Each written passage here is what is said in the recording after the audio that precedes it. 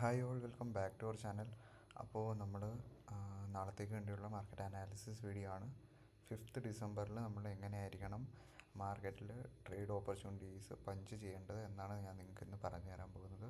അപ്പോൾ നമുക്ക് നേരെ വീഡിയോയിലേക്ക് പോകാം.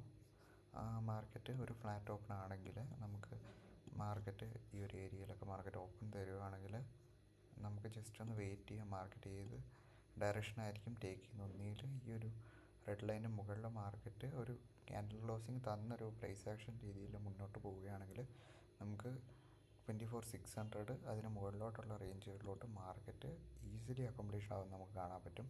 അതേപോലെ മാർക്കറ്റ് ഈ ഒരു ലെവലിന് താഴോട്ട് ബ്രേക്ക് തരികയാണെങ്കിൽ തിരിച്ച് അവിടെയും ഞാൻ പറയുന്നു പ്രൈസ് ആക്ഷൻ രീതിയിൽ മാത്രം ബ്രേക്ക് തന്ന ഡയറക്റ്റ് ബ്രേക്കിനെ ഞാൻ ഒരിക്കലും പറയുന്നില്ല.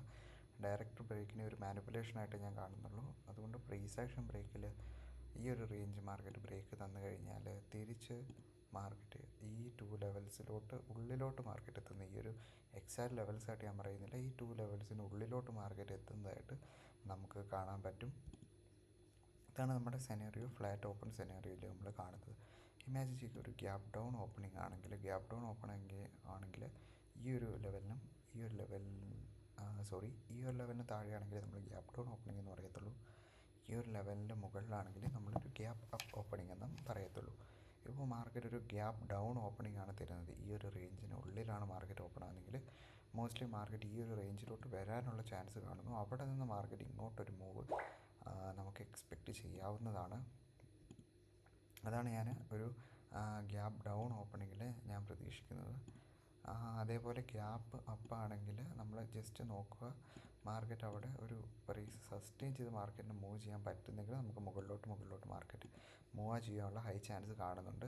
ഇവിടെ നമുക്ക് സ്ട്രക്ചറൊന്നും ഒരു പ്രൈസ് ആക്ഷൻ രീതിയിൽ മാർക്കറ്റ് മൂവ് തരുന്നില്ലെങ്കിൽ ഡയറക്റ്റ് മാർക്കറ്റ് ഈ ഒരു ഏരിയയിലോട്ട് വന്നതിന് ശേഷം മാർക്കറ്റ് മുകളിലോട്ട് ബൗൺസ് ചെയ്ത് പോകുന്നത് നമുക്ക് കാണാൻ പറ്റും.